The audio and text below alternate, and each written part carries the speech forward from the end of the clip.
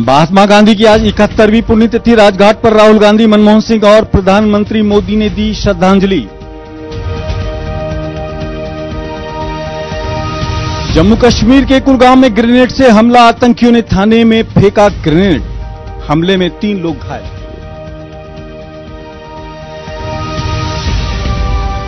मंदिर को लेकर बीजेपी की याचिका पर मायावती का निशाना, कहा चुनाव से पहले मोदी सरकार का सियासी हथकंडा, महागठबंधन से डर गई है बीजेपी।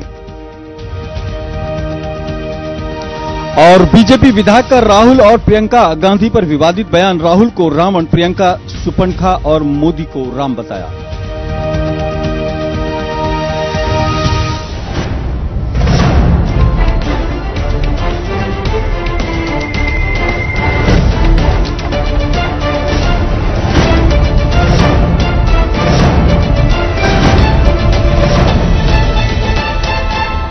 नमस्कार, जेके 24/7 न्यूज के खास प्रोग्राम दो के पंच में आपका स्वागत है। मैं हूं आजाद खालिद, आपका मेजबान, और लेकर हाजिर हूं दो का पंच। दो के पंच में हम 2 बजे तक की 5 बड़ी खबरों को लेते हैं, अपने रिपोर्टर्स और प्रोड्यूसर्स को जोड़कर तमाम वो जानकारी देने की कोशिश करते हैं जो आपके लिए जरूरी है, या आपकी जो खबरों की भूख है उसको मिटाने की हम कोशिश करते हैं। हमारी कोशिश होती है कि ज्यादा से ज्यादा सटीक और ज्यादा से ज्यादा जानकारी आपको दे सकें। आज जिन 5 खबरों को लेकर हम हाजिर हैं उसमें सबसे पहले बात करेंगे यूपी की सियासत की और बीजेपी अध्यक्ष अमित शाह के आज यूपी के दौरे की। उसके अलावा हम बात करेंगे उन विवादित बयानों की जो लगातार सामने आ रहे हैं। कहीं प्रियंका गांधी को कुछ कहा जा रहा है, कहीं मोदी को राम बताया जा रहा है, कहीं राहुल गांधी के पोस्टर राम के तौर पर लगाए जा रहे हैं। उसके अलावा हम बात करेंगे एक और खबर की जहां पर हत्याओं का सिलसिला जारी है। उसके अलावा एक और खबर है हमारे पास, महिलाओं के साथ होने वाले अत्याचार की। तलाक दे दी जाती है बहुत छोटी सी बात पर, तलाक हालांकि बैन है लेकिन बावजूद इसके लगातार सिलसिला जारी है। और उसके बाद हम बात करेंगे अन्ना हजारे की। पिछली बार 2014 की सरकार बदलते वक्त अन्ना हजारे का दिल्ली में आंदोलन हुआ था, हालांकि अब वो कहीं गुम है और रालेगढ़ सिद्धि में वो खुद अनशन पर बैठने की बात करें। कितना असरदार होगा, क्या उसकी मंशा है, इस पर चर्चा करेंगे। लेकिन सबसे पहले बात करते हैं अमित शाह की रैली। यूपी के अंदर 2019 के चुनाव को लेकर यूपी की अहमियत पूरे देश को मालूम है और सबको मालूम है कि अक्सर यह कहा जाता है कि दिल्ली का रास्ता यूपी से होकर गुजरता है। शायद इसी को देखते हुए चाहे गठबंधन की बात हो मायावती और अखिलेश यादव का, या फिर कांग्रेस की कोशिश हो प्रियंका गांधी को उतारने की, और अब अमित शाह वहां दौरे पर हैं। कानपुर और लखनऊ से अपने कैंपेन की शुरुआत करेंगे। दिग्विजय मिश्र हमारे यूपी स्टेट हेड हैं और उनसे हम बात करेंगे, जानकारी लेंगे क्या इसके मायने हैं। लेकिन हम आपको बता दें आज अमित शाह यूपी में रहेंगे और बीजेपी कार्यकर्ताओं को खासतौर से उस मौके पर वो मोटिवेट करेंगे जबकि राम मंदिर का मुद्दा एक बार फिर उन्होंने गरमाया है। कोशिश की है कि सुप्रीम कोर्ट में उस तमाम जमीन को ले लिया जाए जो कि गैर विवादित है। इसके बाद बीजेपी का क्या स्टैंड होगा, क्या उसका असर पड़ेगा, या 2019 के चुनाव के लिए, लोकसभा चुनाव के लिए इस रैली का कितना महत्व होगा, ये तमाम बातें हम करने की कोशिश करेंगे। और इस पर पॉलिटिकल रिएक्शन क्या है वो हम आपको सुनवाते हैं। फिर दिग्विजय मिश्र के पास चलेंगे हम।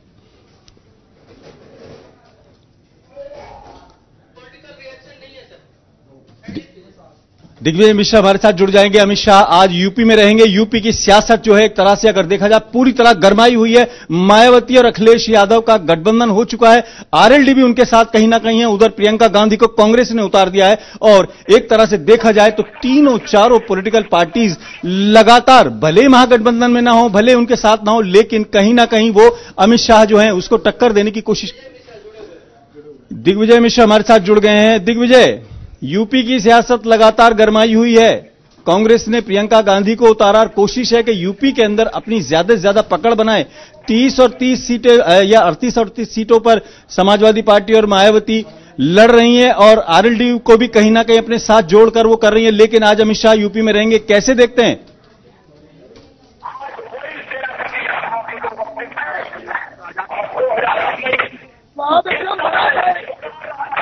कैमरामैन को बोलता हूँ आपको दिखाएं, ये देखिए, ये जो अभी यहाँ पे फिलहाल के जो लोग बैठे हुए हैं ये जो सीटें हैं वो लगभग खाली हुई है। देख सकते हैं अभी फिलहाल कुछ देर पहले ही यहाँ पे अमित शाह जी पहुंचे हैं और अमित शाह जी के पहुंचने के बावजूद आपको बताइए कि सीटें देखिए पूरी तरीके से खाली हैं, कुर्सियां अभी भी ये जलवा। दिग्विजय मिश्र, मैं आपको थोड़ा सा रोकना चाहूंगा, चूंकि सूरत से सीधे प्रधानमंत्री नरेंद्र मोदी बोल रहे हैं। हम जरा सुनते हैं, अपने दर्शकों को ले चलते हैं सूरत, और अगर इस बीच हम आए तो दोबारा आएंगे, लेकिन आपको सीधे ले चलते हैं सूरत, जहां प्रधानमंत्री नरेंद्र मोदी क्या कह रहे हैं, जरा आप भी सुनिए। देश की नई संस्कृति विकसित करने में जुटी है।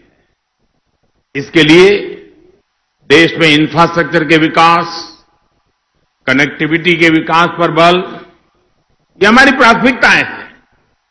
सूरत तो देश के उन शहरों में है जहां विश्व की सबसे तेजी से विकसित हो रही हमारी अर्थव्यवस्था में 4 चांद लगाता है।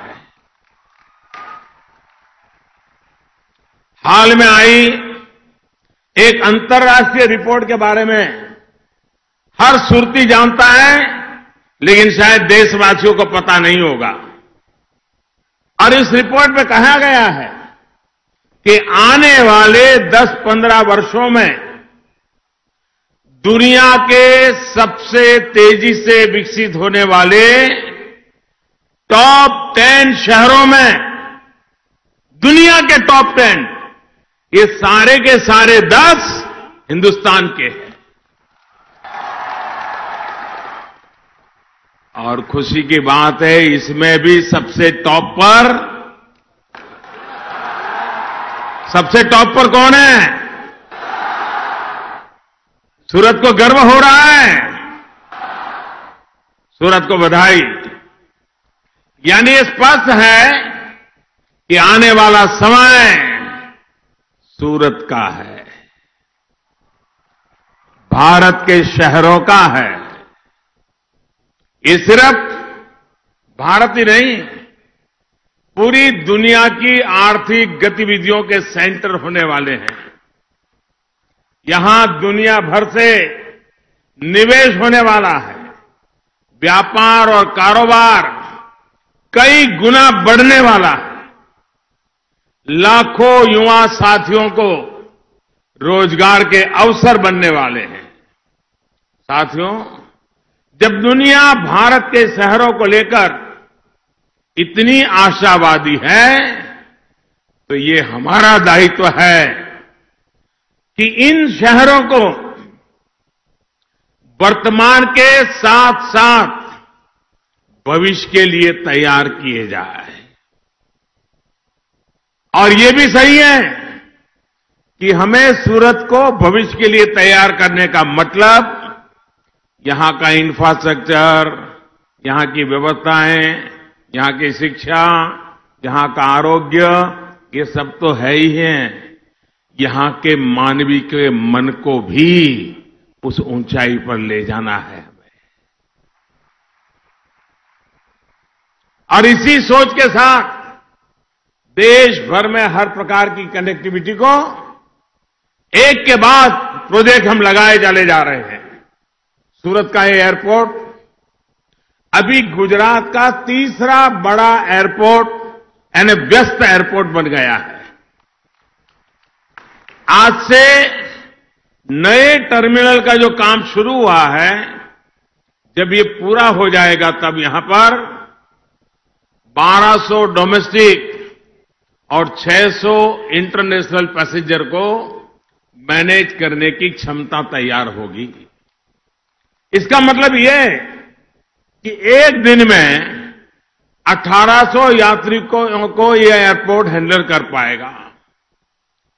सूरत एयरपोर्ट की क्षमता भी सालाना 4 लाख यात्री की है। जिस प्रकार के विस्तारीकरण का काम यहां हो रहा है, उसके बाद भविष्य में एयरपोर्ट की क्षमता बढ़कर के 4 लाख से 26 लाख यात्री से ज्यादा हो जाएगी। पैसेंजर के अलावा यहां के कार्गो कैपेसिटी भी बढ़ाने वाले हैं। यानी आने वाले समय में आप सभी को अपने व्यापार कारोबार के लिए देश विदेश में सुविधा होगी। बाहर से भी बिजनेस के लिए जो यहां व्यापारी आते हैं उनके समय की भी बचत होगी। साथियों, मुझे बताया गया है कि कुछ ही दिनों में यहां से शारजाह के लिए एयर इंडिया एक्सप्रेस की सीधी फ्लाइट भी शुरू होने वाली है। शुरुआत में ये सुविधा सप्ताह में 2 दिन होगी, लेकिन मार्च से इसको सप्ताह में 4 दिन किया जाना है। इस फ्लाइट से आप सभी को व्यापार की दृष्टि से भी बहुत मदद मिलने वाली है। इसके लिए भी मैं आपको बधाई और शुभकामनाएं देता हूं। साथियों, सरकार हवाई कनेक्टिविटी से पूरे देश को जोड़ने में जुटी है और इसके लिए बीते 3-4 वर्षों में तेज गति से काम किया गया है और इसी का परिणाम है कि 17 एयरपोर्ट्स को अपग्रेड एक्सपेंड किया जा चुका है और अनेक एयरपोर्ट में काम तेजी से चल रहा है। सरकार का लक्ष्य है कि अगले 4 वर्षों में देश भर के 50 ऐसे एयरपोर्ट्स को विकसित किया जाए जो या तो अभी सेवा में नहीं है या फिर बहुत कम उपयोग में लाए जा रहे हैं। साथियों, मेरा ये सपना और ये सपना है कि हवाई चप्पल पहनने वाला भी हवाई सफर कर सके। इसके लिए ही उड़े देश का आम नागरिक यानी उड़ान योजना शुरू की गई। आज मुझे ये बताते हुए खुशी है कि उड़ान ने देश को दुनिया की सबसे तेजी से बढ़ते एविएशन मार्केट में शामिल करने में बड़ी मदद की है। उड़ान योजना से देश के एविएशन सेक्टर में 12 लाख सीटें कम कीमत पर उपलब्ध हुई है। इस योजना के तहत देश भर में करीब 40 एयरपोर्ट देश के एविएशन मैप में जोड़े गए हैं। गुजरात में भी 4 रूट्स पोरबंदर, मुंबई, कांडला, अहमदाबाद, केशोद, अहमदाबाद और पोरबंदर, अहमदाबाद को उड़ान 1 और उड़ान 2 के तहत कनेक्ट किया गया है। अब उड़ान 3 के जरिए भविष्य में सूरत सहित गुजरात के लगभग 1 दर्जन छोटे और बड़े एयरपोर्ट्स को देश के अलग अलग शहरों से कनेक्ट किया जाएगा।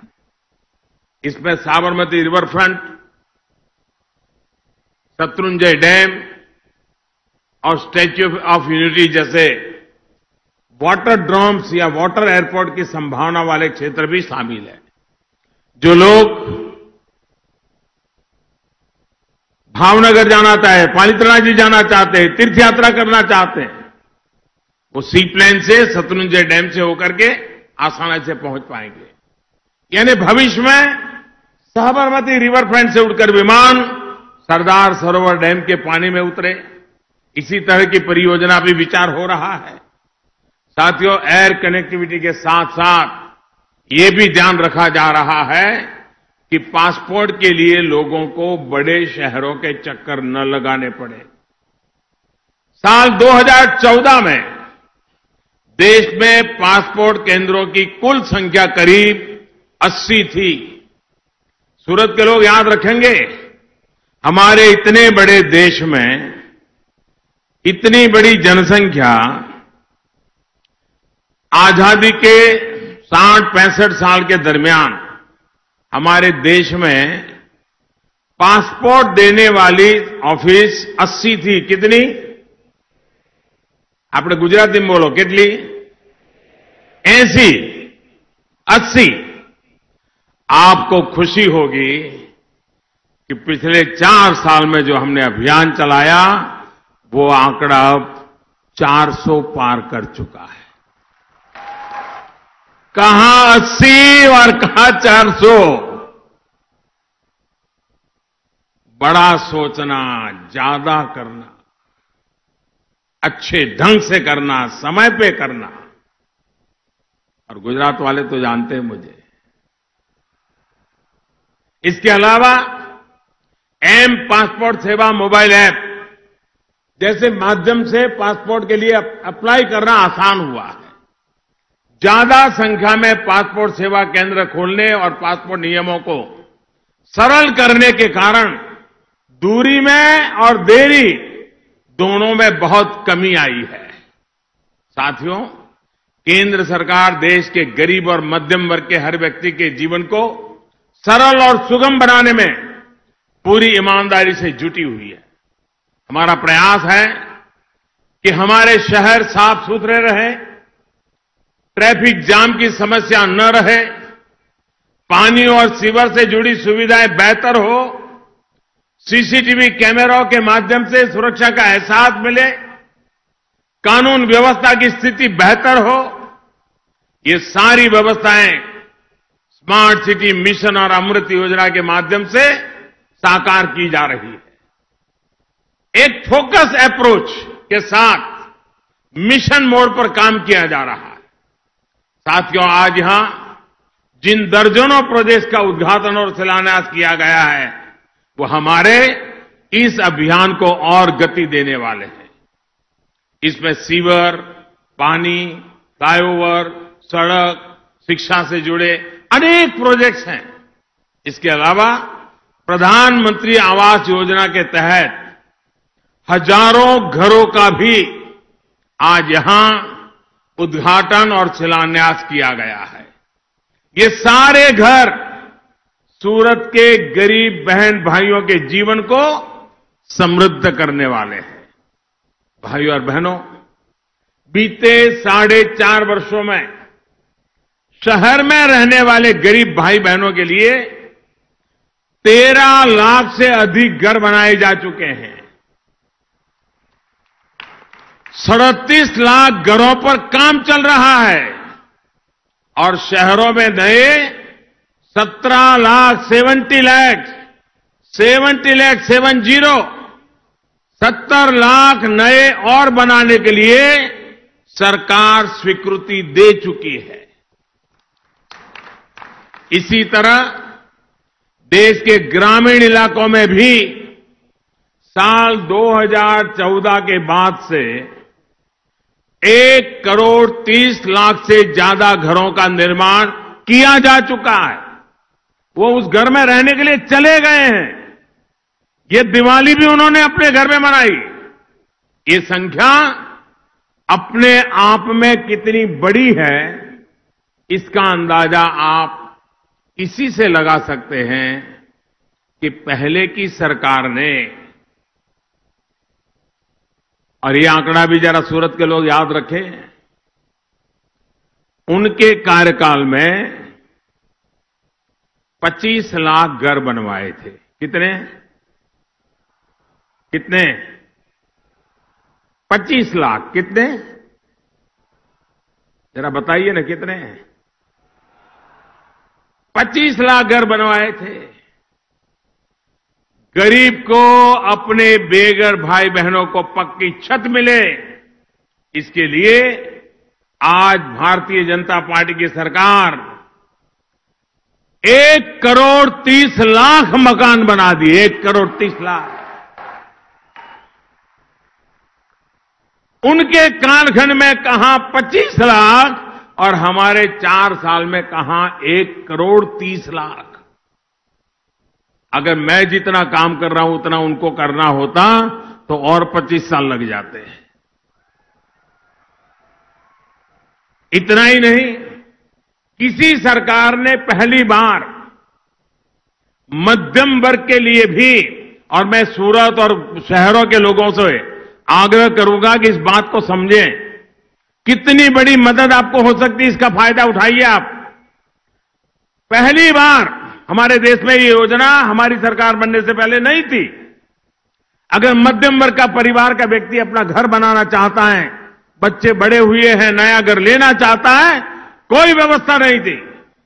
मध्यम वर्ग को उसके नसीब पर छोड़ दिया गया था। हमने आकर के पहली बार मध्यम वर्ग के लिए भी घरों की एक नई कैटेगरी बनाकर उसे ब्याज में राहत का अभियान चलाया हुआ। और इससे फायदा क्या होता है एक अनुमान के तहत अगर मध्यम वर्ग का व्यक्ति 20 लाख रुपए का लोन लेता है और उस 20 लाख रुपए के लोन से प्रधानमंत्री आवास योजना के तहत मकान बनाने जाता है तो उसके ब्याज में कटौती की जाएगी और उसका परिणाम ये आएगा कि जब पूरे मकान के पैसे बैंक को वापस देगा तब तक करीब करीब 6 लाख रुपए की बचत हो रही है उसको। यानी मध्यम वर्ग के परिवार को एक घर बनाने में 6 लाख रुपए की बचत हिंदुस्तान में इतनी सरकारें आकर के गई, न किसी सरकार ने सोचा था, न किसी सरकार ने किया था कि हमारे में दम है कि भारत के बढ़ते जाते मध्यम वर्गीय परिवारों की हम चिंता करते हैं। और इसके साथ सबसे बड़ा लाभ मध्यम वर्ग के उन युवाओं को मिला है जो कैरियर की शुरुआती वर्षों में ही अपना घर खरीदने की इच्छा रखते हैं। कुछ लोग सवाल पूछते हैं कि नोटबंदी से क्या फायदा हुआ।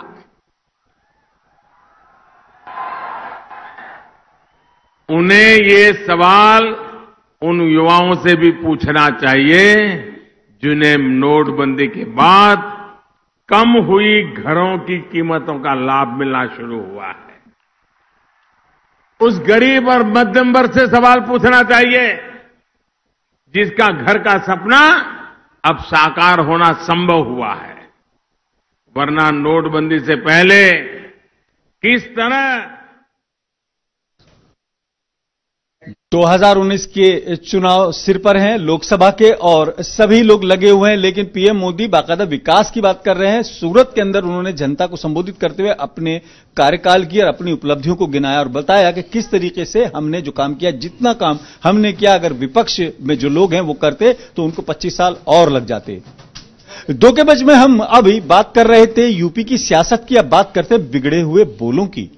शशि थरूर क्या कह रहे हैं, किस तरह से उन्होंने कुंभ को लेकर वहां पर लोग जो स्नान करने गए थे उनको किस तरह से तंज किया है, वो अपनी आप देखें, वो तमाम चीजें। संदीप हमारे साथ रहेंगे और प्रियंका गांधी को लोग तंज कर रहे हैं। उसके अलावा कई, जिसे कहना चाहिए, न बीजेपी पीछे है न कांग्रेस पीछे है।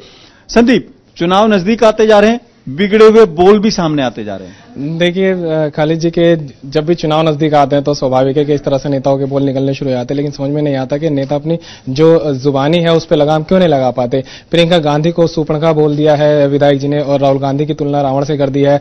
पीएम मोदी को राम बता रहे हैं। वहीं दूसरी तरफ देखें कि कल जो संगम तट में डुबकी लगाई थी सीएम योगी आदित्यनाथ ने, उसको लेकर ट्वीट जारी किया है शशि थरूर ने। उन्होंने कहा है कि इस संगम में सब नंगे हैं, इस तरह से बयानबाजी हो रही है। तो ये मर्यादा जो है ये सारे नेता भूल चुके हैं, लेकिन जरूरी है कि मर्यादाओं में रहना चाहिए, तभी तो आगे की नीति बना पाएंगे। और सबसे बड़ी बात यह है कि अगर ये बात यह है संदीप, मैं एक सवाल करना चाहता हूं इन नेताओं से कि रामचंद्र जी को लेकर अगर हम राजनीति करते रहेंगे, कोई राहुल गांधी के पोस्टर लगा रहा है, कोई मोदी को बता रहे, तो जो आस्था है वो आस्था कहां रह जाएगी? कैसे आपको लगता है कि राजनीति के अंदर आप राम मंदिर के नाम पर आप सरकारें बना लेते हो, राम मंदिर के विरोध में आप सरकारें गिरा देते हो? ये तमाम चीजें न कांग्रेस पीछे न बीजेपी पीछे। देखिए जो राम है या जो दूसरे भगवान है वो आस्था का विषय, इन्हें तो राजनीति में लाना ही नहीं चाहिए, छेड़ना नहीं चाहिए, क्योंकि जो बदजुबानी जो इस तरह से आगे आने लगी है, और पोस्टर वॉर में आपने देखा होगा कि पोस्टर किस तरह से राहुल गांधी का जो चेहरा है भगवान राम पे लगा दिया गया है। तो नेता ही दिखाना चाहते हैं कि राहुल गांधी एक मर्यादा पुरुषोत्तम राम की तरह। तो ठीक है,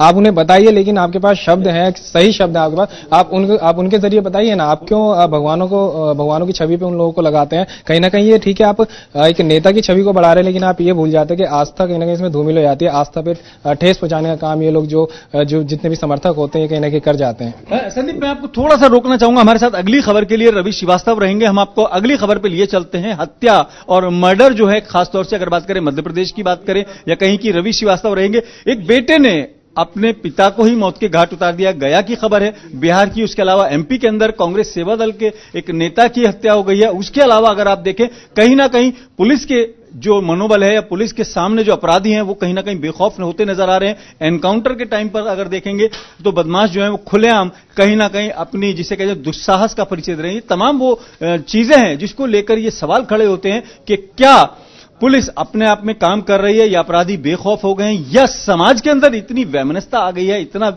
जिसे कहना चाहिए नफरतें हो गई हैं कि बेटा बाप को मार देता है। और कई जगहों पर अगर देखें जरा से मामूली विवाद में लोगों की हत्या हो रही है और कहीं ना कहीं अपराध को लेकर ये तमाम सवाल खड़े हो रहे हैं। रवि श्रीवास्तव से हम कहेंगे थोड़ा इस पर अपनी जानकारी दें, उनके पास क्या अपडेट है। 3 जगह से खबर आई है रवि। जी बिल्कुल, बेटे और पिता का जो रिश्ता है वो शर्मसार करने वाली इस खबर से साफ हो रहा है, क्योंकि जहां मौत हो गई, मामूली सी बात पे झगड़ा हुआ है, उसके बाद इस हत्या ने कहीं ना कहीं इन रिश्तों पे तो सवाल खड़े किए हैं। इसके अलावा प्रशासन पर भी सवाल खड़े होते हैं कि आखिर इतनी यानी रवि अगर देखें रिश्ते तो खराब हो रहे हैं, लेकिन पुलिस का जो खौफ है वो भी कहीं ना कहीं हो रहा है। अभिजीत, क्या जानकारी है? तीनों जो मामले हैं अगर हम तीनों को क्लब करके देखें, बिहार, मध्य प्रदेश और तीनों जगहों पे, हालांकि कोई पूरे देश को हम पैन नेशनल लेवल पर नहीं ले रहे हैं, लेकिन क्या लगता है क्या मैसेज आ रहा है? बिल्कुल, देखिए गया की जो घटना है वो एक कहा जाता है कि दोनों ही जो बेटे और पिता थे दोनों नशा करते थे। तो उस दिन भी कल रात को नशे में वो आया था और किसी कारण को लेकर उससे विवाद हो गया और उसके बाद उसने पहले ईंटों से मारा और यहां तक कि उसने अपनी मां को भी घायल कर दिया। मां जब बीच बचाव करने आई तो उसको भी घायल कर दिया।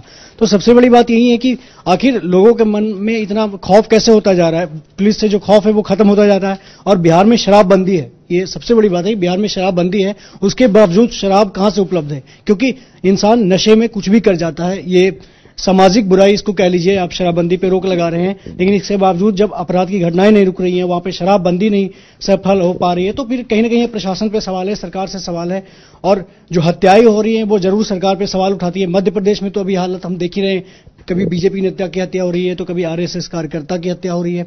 तो अभी सरकार को 1-1.5 महीने हुए बने हुए, तो वहां पे कानून व्यवस्था बिल्कुल चरमरा है। यानी आम आदमी का जिक्र भले ही देर में होता। बहुत बहुत शुक्रिया अभिजीत। अगली खबर की तरफ बढ़ते हैं, लेकिन अपराध के बाद बात करते हैं उस तलाक की जिसको लेकर पूरे देश में सियासत रही, संसद में हंगामा हुआ, बाकायदा कानून पास हुआ, सुप्रीम कोर्ट ने भी चिंता जताई और समाज भी कहीं ना कहीं चिंतित था। 10 मिनट के अंदर तलाक दे दिया क्योंकि 10 मिनट लेट हो गई थी पत्नी। एटा का मामला है। उसके अलावा दिल्ली के अंदर एक महिला ने गंभीर आरोप लगाए। राजेश रहेंगे हमारे साथ। राजेश, दोनों घटनाएं संक्षिप्त में क्या हैं ये? बिल्कुल, एक पत्नी अपनी नानी को देखने गई थी और दादी को देखने गई थी और जैसे ही वो उसके पति ने बोला था कि आप 30 मिनट में वापस आ जाओ, और जैसे उसने 30 मिनट से देरी हुई, पति ने उसकी पत्नी के भाई को फोन करके बोल दिया कि तलाक तलाक तलाक और ट्रिपल तलाक दे दिया। साथ में आजाद, मैं एक चीज और आपको बता दूं कि ये एक घटना नहीं है, आज एक और घटना हुई, वो और भी मजेदार है। ग्वालियर की बात है। ग्वालियर में एक हौलदार पति ने एसआई पत्नी को तलाक दे दिया। आप बात बोला कि आपसी झगड़ा था, दोनों में मतभेद थे कि मैं हौलदार हूं और तुम एसआई हो, इसी विवाद पे तलाक दे दिया। तो अब बहुत तलाक को लेकर हमारी सरकार बिल्कुल कदम उठा रही है, लेकिन राज्यसभा में हार जाती है और उसी का नतीजा है कि तलाक पर अभी भी तलाक का जो दौर है वो लगातार जारी है। उसके अलावा दिल्ली के अंदर एक महिला ने कहा है कि वहां जो शेल्टर होम है उसके साथ अन्याय किया गया, ज्यादती की गई है, कहीं ना कहीं उसको प्रताड़ित किया गया। क्या है वो? जी, महिला एक शेल्टर होम में गई थी। आपको पता है दिल्ली में कितनी ठंड पड़ रही है। शेल्टर होम में गई थी, वहां पर शेल्टर होम में कुछ लोगों ने उसके साथ गलत हरकत की है। उसने उसका विरोध भी किया, लेकिन कोई सुनवाई नहीं हुई। उसके बाद ये खबर जो है मीडिया तक आई है और महिला जो है लगातार न्याय की मांग कर रही है, लेकिन अभी तक उस पर कोई एक्शन नहीं हुआ है। कुल मिलाकर अगर देखें, तलाक जो है भले ही कितनी चर्चा हो जाए, लेकिन समाज अभी तलाक को लेकर जागरूक नहीं है। किसी एक समुदाय को या किसी को नहीं कहना, बल्कि जो मानसिकता है लोगों की वो नहीं बदल पा रही। सबसे बड़ी चीज तो मानसिकता है आजाद।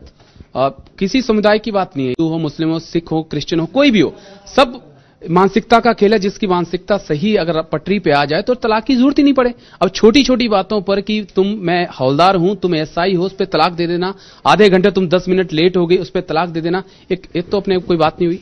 बहुत बहुत शुक्रिया राजेश। बढ़ते हैं अगली खबर की तरफ और बात करते हैं अन्ना हजारे की। लोकपाल को लेकर अन्ना का आंदोलन आपको याद होगा, अन्ना भी याद होंगे, रामलीला ग्राउंड भी याद होगा। रामलीला ग्राउंड के अंदर जो लोग भीड़ में शामिल थे वो लोग भी याद होंगे और जो लोग बाहर से देख रहे थे वो भी याद होंगे। बड़ा आंदोलन था। सरकार बदले जाने तक के लिए कहा जाता है कि वो आंदोलन एक बहुत बड़ा कारण था। एक तरह से कैटलिस्ट का उसने काम किया और एक बड़ा बदलाव किया। 2019 के चुनाव सिर पर हैं, लगभग 2 महीने से करीब बचे हैं और अन्ना फिर अनशन पर हैं। अन्ना का अनशन फिर जारी है रालेगढ़ सिंधी में, और इस पर पॉलिटिकल लोग क्या कह रहे हैं जरा वो सुनते हैं और फिर अपने संवाददाता से वहां बात करते हैं अन्ना के आंदोलन पर। कि पंतप्रधान और उनके लोगों ने जो आश्वासन दिए जनता को, उनको भी याद है नहीं, पता नहीं, इतने आश्वासन दिए और अभी पालन नहीं कर रहे। किसान का प्रश्न, आश्वासन दिया ना, स्वामीनाथन कमेटी का रिपोर्ट का हम पालन करेंगे, पालन नहीं किया है। तो इतने आश्वासन दिए, मैं तो बोलता कि ये पंत प्रधान है ना, पंत प्रधान, इनका नाम ऐसे रखना पड़ेगा, आश्वासनाबाद पंत प्रधान, आश्वासनाबाद, आश्वासन देने वाला, ऐसा मुझे लगता है। इतने आश्वासन दिए और उसका पालन नहीं, तो सब अधिकार जनता के हाथ में है। जनता ने तय किया और पंत प्रधान का सबूत मिल गया और जनता ने लोकपाल को सबूत दे दिया, तो लोकपाल प्राण। देखिए, ये बहुत सही वक्त पे सही बात हो रही है। अन्ना हजारे जी ने बहुत बड़ा आंदोलन किया था और कहीं न कहीं उनके आंदोलन के चलते उस जमाने में कांग्रेस पार्टी को नुकसान भी हुआ था। भारतीय जनता पार्टी और उनका शीर्ष नेतृत्व तो पूरी तरह से अन्ना हजारे जी के साथ खड़ा था। और आज अन्ना हजारे जैसा प्रतिष्ठित व्यक्ति अगर कोई सवाल खड़े कर रहा है तो जिम्मेदारी बनती है सत्ता की कि वो उनका जवाब दे। और हम अन्ना हजारे जी को धन्यवाद करते हैं कि उन्होंने इन बुनियादी सवालों को उठाया है और भारतीय जनता पार्टी की केंद्र की सरकार से वो सवाल कर रही हैं। और हम समझते हैं कि इस सवाल पर देश की जनता निश्चित रूप से अन्ना हजारे जी के साथ खड़ी। 2014 में कहा जाता था कि अन्ना नहीं आंधी है और आज का ये गांधी है। गांधी की 71वीं पुण्यतिथि पर फिर अन्ना चर्चा में है, लेकिन सवाल वही है, सिर्फ इतना हुआ है कि पहले जो सत्ता में थे वो आज विपक्ष में है और जो आज विपक्ष में है थे उस दिन वो आज सत्ता में है। सवाल वही है, किससे किया जाए, कौन जवाब देगा, ये बड़ा सवाल है। दो के पंच में आज फिलहाल इतना ही। अपने मेजबान आजाद खालिद को इजाजत दें।